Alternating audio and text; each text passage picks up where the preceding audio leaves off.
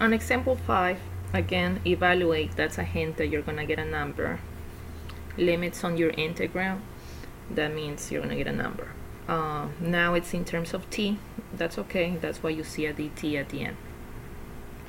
Now there is nothing in my table of integrals that looks like this, and I can see that there is a single term on the denominator. That means that this can distribute among these three terms. Therefore, this is all powers of t. And according to some of my students, this is one of the favorite things to do. So the t squared is going to distribute. You're going to have 2t squared over t squared plus t squared rad t over t squared minus 1 over t squared. Everything needs to be taken as a power of t. So t squared over t squared cancel out, so you have 2. No t's there. And then t squared and t squared will cancel out as well, so you have rad t. Now this needs to be written as t to the 1/2. And then in here you have t squared below the division line. That implies a negative exponent. And then after you do that, then you can take the integral of every single piece, because integrals split over difference or sums. So the integral of 2, the integral of t over, t to the 1/2 and t to the negative 2 can be done. Integral of 2, that is 2t. Integral of t to the 1/2, I'm adding 1 to 1/2. Please keep these as improper fractions, so that's 3.5. So it's t to the 3.5 over 3.5. And then negative 2 plus 1, that's negative 1. So that's why the new exponent is negative 1 over negative 1. These two will make a plus. Then dividing by a fraction, that's the same as multiplying by the reciprocal. That's why you see here times 2/3. Now evaluate this from 1 to 9. So the 9 goes first, minus, and you can see that on the second slide, minus, this is evaluating the 1, and then once you find that, you have the exact value. So let's just recap part 2 of the fundamental theorem of calculus. You know that any integral can be found as the difference of the antiderivatives evaluated at the limits of integration, but also because the derivative of the antiderivative is the function itself, instead of the function itself I can write the derivative of the antiderivative. And then this is going to be something that we are going to be able to use in different applications, because this is nothing else but some rate of change of some function's derivative, and we're going to talk about that in a minute. So it says we know that whenever I have a derivative that represents a rate of change, so in this case this is the rate of change of my antiderivative, and we know that our function could be either positive or negative. And from what we have seen in previous examples, this integral as a number represents, for example, if this is a positive area and this is a negative area, then it's going to be the sum of those two. So if this is positive 3 and this is negative 2, so the integral represents the number 1 and is the sum of 3 plus negative 2. Or you can say 3 minus 2, that's the same. So that is what is going to be called the net change in y. Now going back to one of the examples that I have mentioned before, let's say that this function is the velocity, your velocity, and this is miles per hour. So let's say that today, on a snow day, you decide to do some exercise just to get your heart pumping. So you're leaving from home at 3 miles per hour and you run for 2 hours. So that's pretty good. This area will be 3 times 2, which is 6. And you know that the integral of velocity is distance. So that means that you have run 6 miles. And away from home, because this is positive. Not only that it's positive, the velocity was positive, so that means away from home. Now, after that, you turn around, and that's why your velocity is negative now, and you are coming towards home. So because you're coming towards home, still the distance that you have run is 6 miles. But what would be the integral between 0 to 4 hours of your velocity? The integral between 0 to 4 of your velocity will be the area under the curve, so it would be 6 minus 6, and that will be 0. And it means the net change in distance is 0 because you are back home. So you left home and now you're back. But nobody's going to tell you that the distance that you travel is 0 miles, because you're going to be very, very tired after running actually 12 miles. So there is a difference here. The net change in distance, which means it doesn't matter what happened at the beginning or at the end. If at time 0 and at time 4 you are at home, it doesn't mean that you didn't move. It just means the net distance is 0.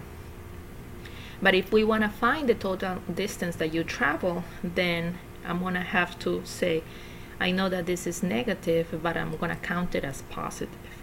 So I know this is going to be 6 plus the absolute value of negative 6, which is actually 12.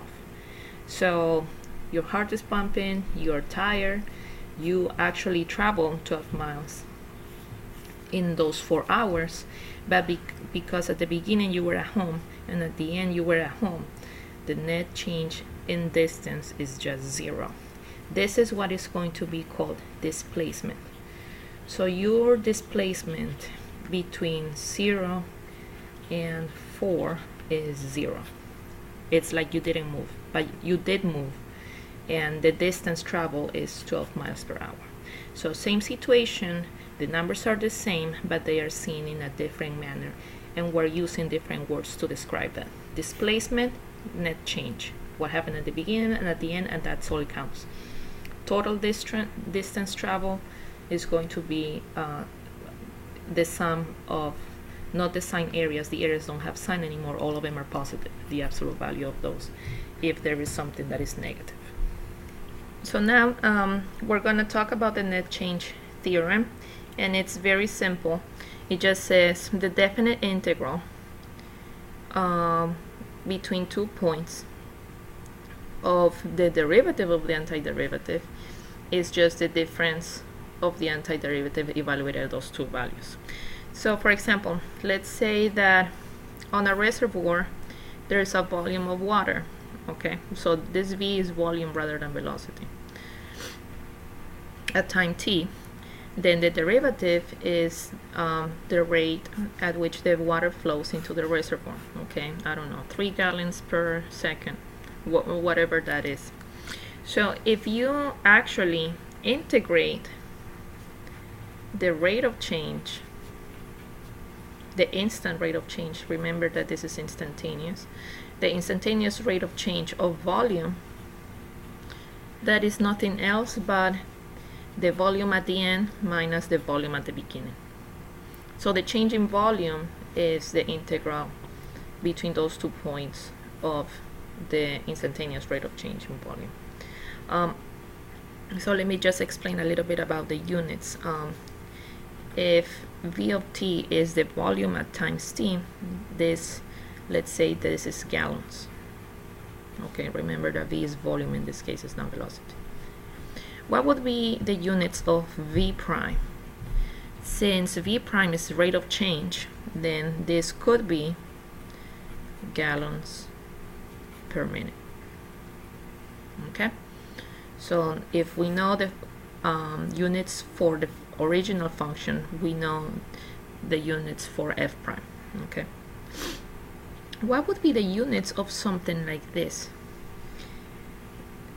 it would be the units of v prime, which is gallons per minute, times, and that's why this is very important to write every single time we have integrals, times the units of time, which in this case is minutes. So if you don't put dt, this is incomplete. So what would be gallons per minute times minutes? Gallons, which is actually the units that you have here. So everything, it is consistent with the units as well. So let's look at the other different examples. It says, if C of t is the concentration of a product of a chemical reaction at time t, then the rate of reaction is the derivative, how the concentration is changing over time. So what would be the integral of such rate? The integral of such rate will be just the change in concentration at those particular times, T1 and T2, T2 and T1.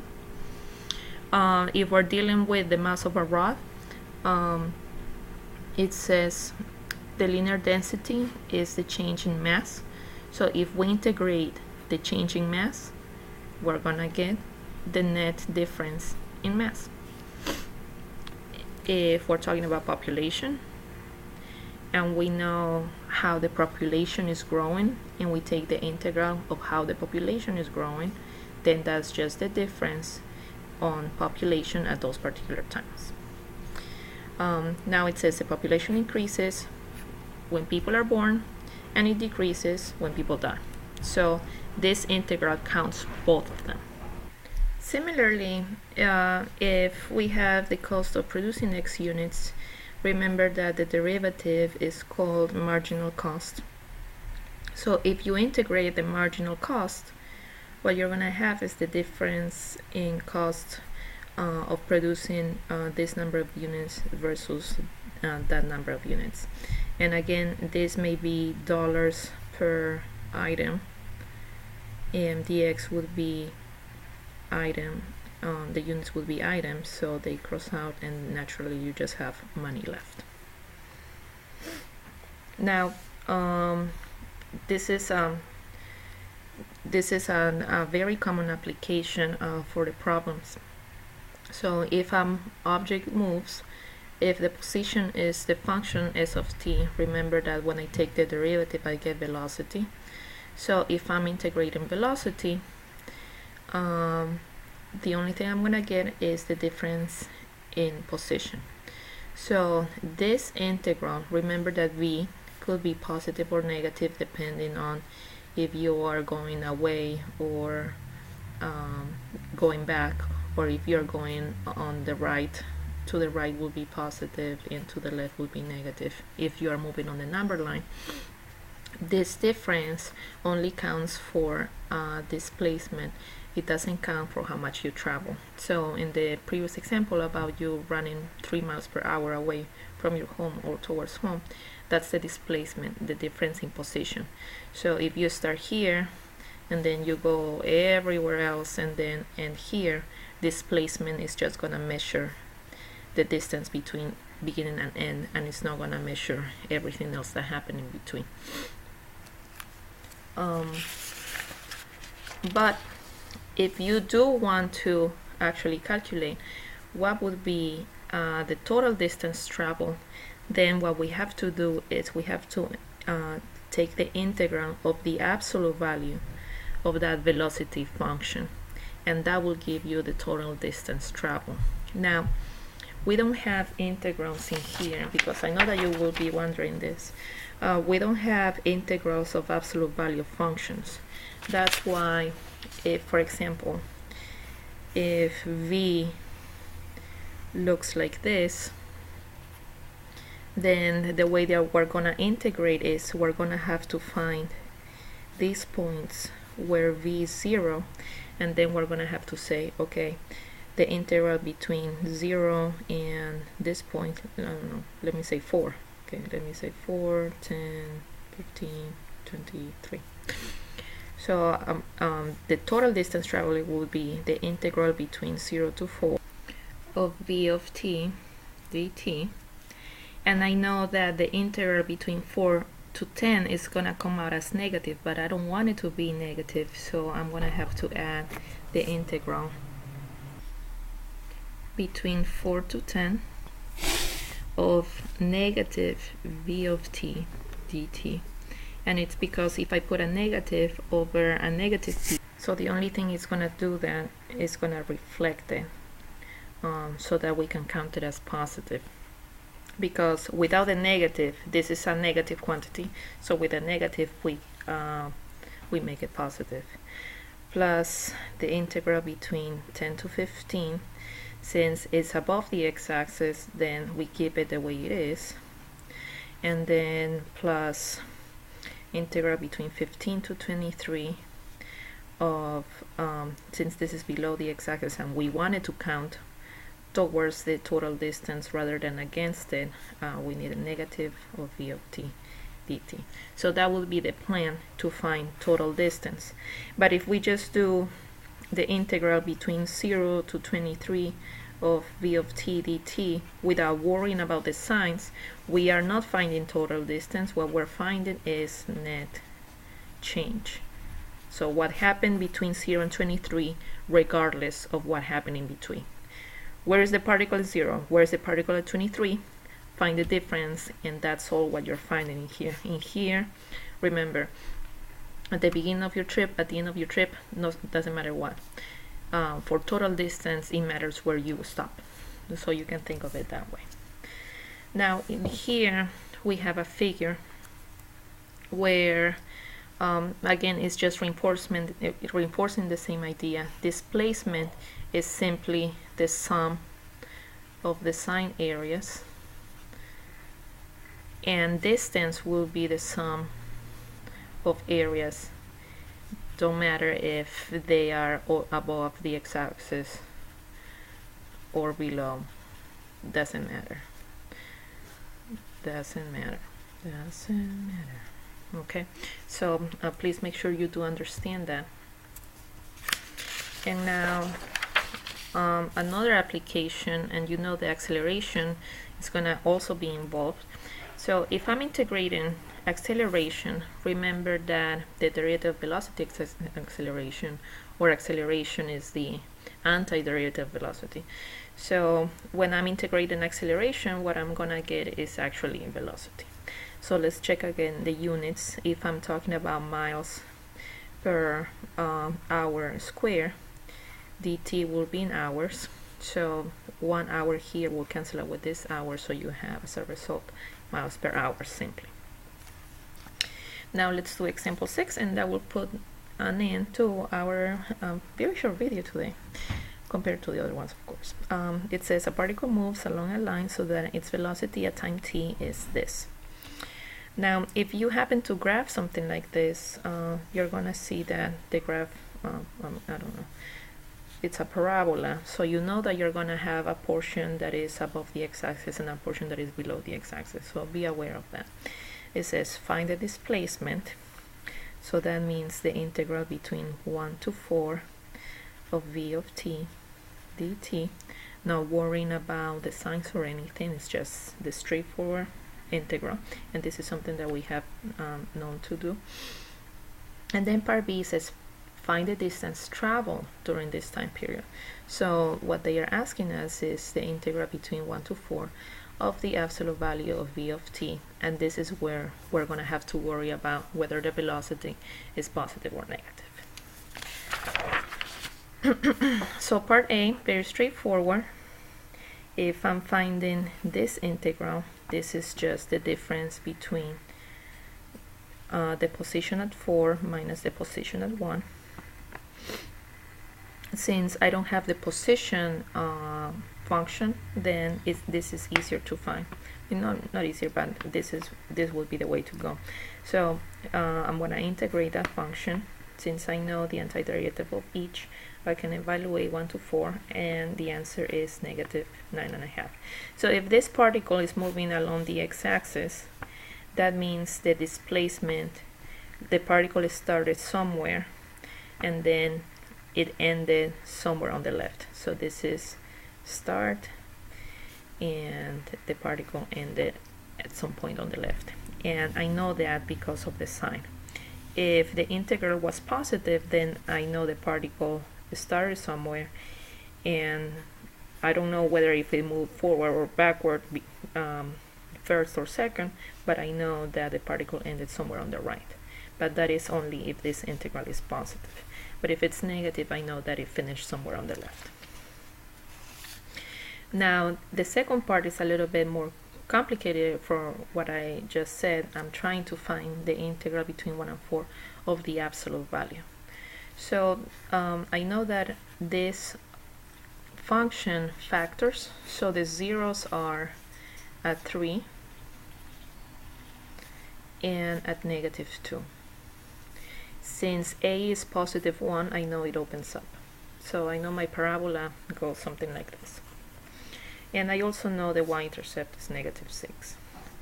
And I also know by symmetry that between -2 and 3, the number is 0.5. So I know that the vertex is somewhere in 0.5. So I know -6 is not the lowest number, just for reference. Okay, so I know the velocity changes from positive to negative to positive again. Since I'm asked to find out what happens between 1 and 4, then I don't care about this side. I only care about 1 to 4. So I know that the curve is below the x-axis and then it's above the x-axis. Now, from the result on part A, I know, and it's -4.5, I know that the area below the x-axis wins. This is greater than that because the actual sum is a negative number. So, well, this is just to kind of make connections. So I know that I have to integrate from 1 to 3 the negative of my velocity function, and then I'm going to add the integral between 3 and 4 of the regular one because it's above the x-axis. So when I do that, the signs change, and here the signs stay the same. This is the opposite of v of t. So the opposite of v of t will be -t squared plus t plus 6. So when I do that, I can find the antiderivative of each part, evaluate from 3 to 1, and then this one for 4 to 3, so pay attention to the limits of integration, and then I just find my number, and that's it.